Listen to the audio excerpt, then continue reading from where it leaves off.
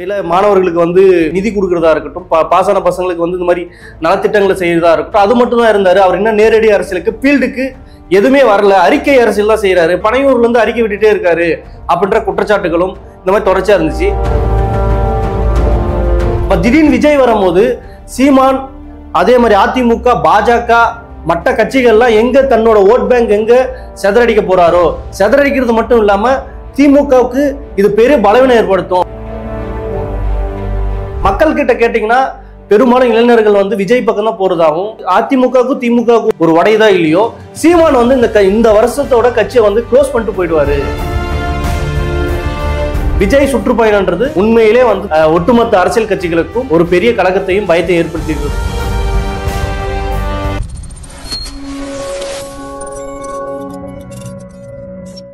Colour கண்ணாடி voice நேயர்களுக்கு வணக்கம். இன்னைக்கு பாத்தீங்கன்னா விஜய் ஒரு 3 நாளைக்கு முன்னாடி பேசுனதான் தமிழ்நாடு முழுசும் எல்லா கட்சி மத்தியிலும் ஒரு பீதியை கிளப்பியிருக்கிறதா சொல்றாங்க. அப்படி என்ன விஜய் பேசினாரு அப்படின்றதுதான் இன்னைக்கு பேச பொருளா இருக்கு. முதல் எடுத்த உடனே பாஜகவையும் திமுகவையும் கடுமையாக விமர்சனம் பண்ணாரு. விமர்சனம் பண்ணதோட பரந்தூர் விமான நிலையத்தை குறிப்பா வந்து மக்களுக்கு சரியான நீதி கிடைக்கல, நானே வந்து தலைமை செயலகத்தை கூட்டி வந்து போராடுவேன் அப்படின்ற மாதிரி சொல்லியிருக்காரு. இதுக்கு முன்னாடி எந்த தலைவர்களும் அப்படி சரமாரியா வந்து தலைமை செயலகத்தை கூட்டு வந்து போராடுவேன்ற மாதிரி யாரும் சொன்னதா இல்லை அப்படின்ற அளவுக்கு பேசிட்டு இருந்தாங்க. இது ஒரு பக்கம் இருந்தாலும், ஒரு பக்கத்துல அதிமுகவோட சாஃப்ட் கார்னரா அணுகிறதா இருக்காரு விஜய் அப்படின்ற மாதிரி சொல்லிட்டு இருந்தாங்க. உடனே அந்த பேச்சு முடிஞ்ச உடனே அதிமுக இருக்கிற அன்வர் ராஜான்றவர் என்ன சொன்னார்னா, பாஜகவா தமிழ்நாட்டில் காலுன்றவே முடியாது அப்படின்ற மாதிரி சொன்னார். சரி, அப்படி ஒன்று சொன்ன உடனே விஜய் வந்து கொஞ்சம் அட்ஜஸ்ட் பண்ணிக்கலாமே, ஏன் விஜய் வந்து அட்ஜஸ்ட் பண்ணிக்காம இருக்காரு அப்படின்ற மாதிரி சொல்லிட்டு இருந்தாங்க. உடனே எடப்பாடி பழனிசாமியும் வந்து கூட்டணிக்கு யார் வேண்டாலும் வர தயார், ஒரு அணி, எப்படி திமுக சைட்ல வந்து ஒரு அணியில் திரளுவோம் அப்படின்ற மாதிரி ஒரு கூட்டத்தை வச்சு தமிழ்நாடு முழுசும் வந்து ஒரு 2026 தேர்தலுக்காக கிளம்பிறங்கிட்டு இருக்காங்க. அது மாதிரி வந்து நம்ம திமுக வீழ்த்துறதுக்கு ஒரு அணியில் திகழ்வோம் அப்படின்ற மாதிரி ஒரு சொல்றாரு. அப்போ இங்க இருக்கிற ஊடகங்களும் மற்ற அரசியல் பிரமுகர்கள் என்ன சொல்றாங்கன்னா, அப்போ மறைமுகமா விஜய் ஆதரிக்கிறாரா, மறைமுகமா விஜய் வந்து கூட்டணி கூடுறாரா, அழைக்கிறாரா அப்படின்ற மாதிரி எல்லாம் கேட்டிருந்தாங்க. ஏன் வந்து அதிமுக கூடணும், ஏன் ஒரு பக்கம் திமுக பதறணும், ஏன் பாஜக வந்து கடுமையா விஜய் தாக்கணும்ன்றதுதான் இன்னைக்கு பேசு பொருளா இருக்கு.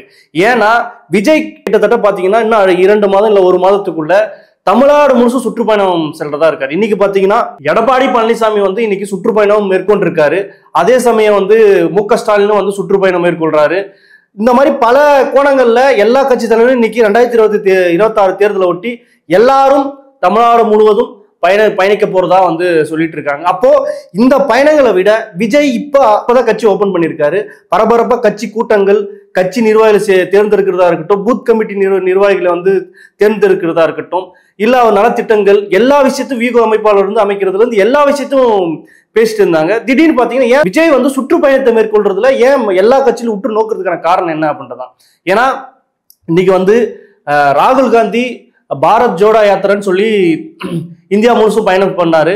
பயணம் பண்ணோடனே அவரோட ஓட் பேங்க்ஸ் கூடுச்சு. திமுக மு.க. ஸ்டாலின் கூட 2014 இருந்து அதுக்கு முன்னாடி நிறைய பயணம் பண்ணியிருக்காரு. அது ஒரு ஓட் பேங்கை ஷேர் பண்ணுச்சு.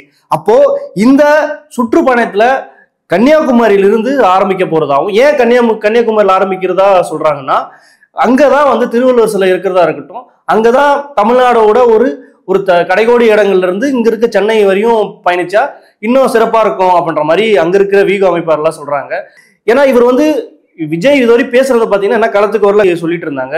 அதையும் ஒட்டி அவர் பறந்து விமான நிலையம் போனதா இருக்கட்டும், இல்ல மாணவர்களுக்கு வந்து நிதி கொடுக்கறதா இருக்கட்டும், பாசான பசங்களுக்கு வந்து இந்த மாதிரி நலத்திட்டங்களை செய்யறதா இருக்கட்டும், அது மட்டும் தான் இருந்தாரு. அவர் இன்னும் நேரடி அரசியலுக்கு ஃபீல்டுக்கு எதுவுமே வரல, அறிக்கை அரசியல் தான் செய்யறாரு.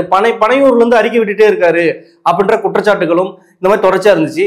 இப்ப அதை இனிமேல் நான் களத்துக்கு வரல, இப்ப வந்துட்டேன், இறங்குற அப்படின்ற மாதிரி விஜய் டைலாக்லயே சொல்ல போனா அவர் கன்னியாகுமரில இருந்து பயணம் பண்ண போறாரு. அப்படி கன்னியாகுமரியில பயணம் பண்ணும்போது மக்களோட மக்களா எல்லா மக்கள் மத்தியிலிருந்தும் போறதா இருக்கட்டும், பேசுறதா இருக்கட்டும், அவர் கொள்கை விசாரிக்கிறதா இருக்கட்டும், விவாதிக்கிறதா இருக்கட்டும், எல்லா விஷயத்தையும் போகும்போது மக்கள் இயல்பாவே நமக்கான தலைவர் இவரு, நமக்கு கண்டிப்பா நல்லது செய்வாரு அப்படின்ற மாதிரி உணர்வாங்க.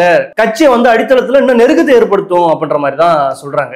இந்த சுற்றுப்பயணம்ன்றது எப்படி வந்து பாஜகவுக்கும் திமுகவுக்கும் அதிமுகவுக்கும் ஏன் பயத்தை குறிப்பிடுதுன்னா, குறிப்பா எந்த தலைவர்கள் இருந்தாலும் சுற்றுப்பயணம் மேற்கொள்ளும் போது இப்படி ஒரு நெருக்கத்தை ஏற்படுத்தலாம் அப்படின்ற மாதிரி சொல்றாங்க. அப்போ விஜய் இத்தனை ஆண்டு வந்து சினிமாவில் நடிச்சுட்டு திடீர்னு பாத்தீங்கன்னா இன்னைக்கு அரசியல் விழுந்துட்டாரு வந்துட்டாரு அப்படின்ற மாதிரி சொல்றது மட்டும் இல்லாம இன்னைக்கு முழு நேர அரசியல் இறங்கி சுற்றுப்பயணம் மேற்கொள்ளும் போது மக்களா பல இடங்கள்ல பல விஷயங்களை வந்து தெரிஞ்சுக்கிறது மட்டும் இல்ல, மக்கள் கிட்ட கண்டிப்பா ஒரு ஒப்புதலை தருவாரு. இல்ல அதை செய்யறேன் இதை செய்யறேன்றது மட்டும் இல்லாம தமிழ்நாட இன்னும் எளிமையா அழகா புரிஞ்சுக்கிறதுக்கான ஒரு வாய்ப்பாகவும் அமையும் அப்படின்றதான் இன்னைக்கு அது பேசு பொருளா இருக்கு.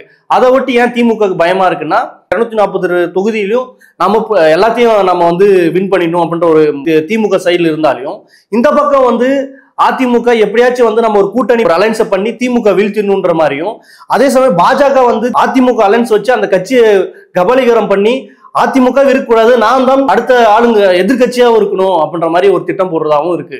அப்போ அதிமுக திமுக தான் இன்னைக்கு ஓட் பேங்க் தமிழ்நாட்டுல ஓட் பேங்க் கொண்ட கட்சியா இருக்கு. அப்ப திடீர்னு விஜய் வரும்போது சீமான் அதே மாதிரி அதிமுக பாஜக மற்ற கட்சிகள்லாம் எங்க தன்னோட ஓட் பேங்க் எங்க செதறடிக்க போறாரோ, செதறடிக்கிறது மட்டும் இல்லாம திமுகவுக்கு இது பெரிய பலவீனம் ஏற்படுத்தும். ஏன்னா நேத்து கொடுத்த ஒரு ஆதவ் அர்ஜுன பேட்டியில கூட 1977 எப்படி எம்ஜிஆர் வந்து 40% ஓட் பேங்க் வச்சிருந்தாங்க, அப்போ 1977 எம்ஜிஆர் எப்படி உள்ள வந்து பண்ணாரோ அந்த மாதிரி விஜய் வந்து கட்டாயமா 40 இல்ல 45% வந்து ஓட் பேங்க் எடுப்பாரு. எடுக்கிறது மட்டும் இல்லாம இதுக்கு முன்னாடி இந்த கருத்து கணிப்புல கூட ஓட் பேங்க் ஷேர் பாத்தீங்கன்னா 25% ஒரு புள்ளி வரலாம் சொல்லிட்டு இருந்தாங்க.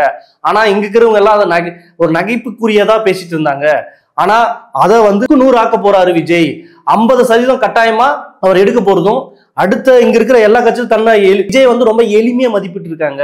அந்த எளிமையான மதிப்பீடாவை நீங்க சொல்றீங்களா வீகோ ஒய்ப்பாளர் 100% அந்த சதவீதம் இந்த அதை அத்தனையும் மாத்த போறாரு, அவர் ஒரு ரெபலியன் அப்படின்ற மாதிரி நேற்று ஒரு பேட்டின்னு சொல்றாரு. மக்கள் கிட்ட கேட்டீங்கன்னா பெரும்பாலும் இளைஞர்கள் வந்து விஜய் பக்கம் தான் போறதாகவும், அதிமுகவுக்கும் திமுகவுக்கும் ஒரு உடையதா இல்லையோ சீமான் வந்து இந்த வருஷத்தோட கட்சியை வந்து க்ளோஸ் பண்ணிட்டு போயிடுவாரு அப்படின்ற மாதிரியும் சொல்றாங்க. சொல்றது மட்டும் இல்லாம விஜய் வந்து எல்லா கட்சியில இருக்க விஷயத்துலயும் மாற்றங்களை ஏற்படுத்த போறாரு அப்படின்றதா இருக்கு. அப்போ அன்வர் ராஜா பேசுறதா இருக்கட்டும், இல்ல திமுக சைட்ல இருந்து பேசுறதா இருக்கட்டும், பாஜக சைடு பேசலும், விஜய் சுற்றுப்பயணம்ன்றது உண்மையிலே வந்து ஒட்டுமொத்த அரசியல் கட்சிகளுக்கும் ஒரு பெரிய கழகத்தையும் பயத்தையும் ஏற்படுத்தி இருக்கிறதா தான் இந்த அவரோட இந்த விஷயம் புரியுதா இருக்கு அப்படின்றதான் இன்னைக்கு பார்த்துட்டு இருக்கோம். மற்றொரு நேர்களை சந்திப்போம். நன்றி, வணக்கம்.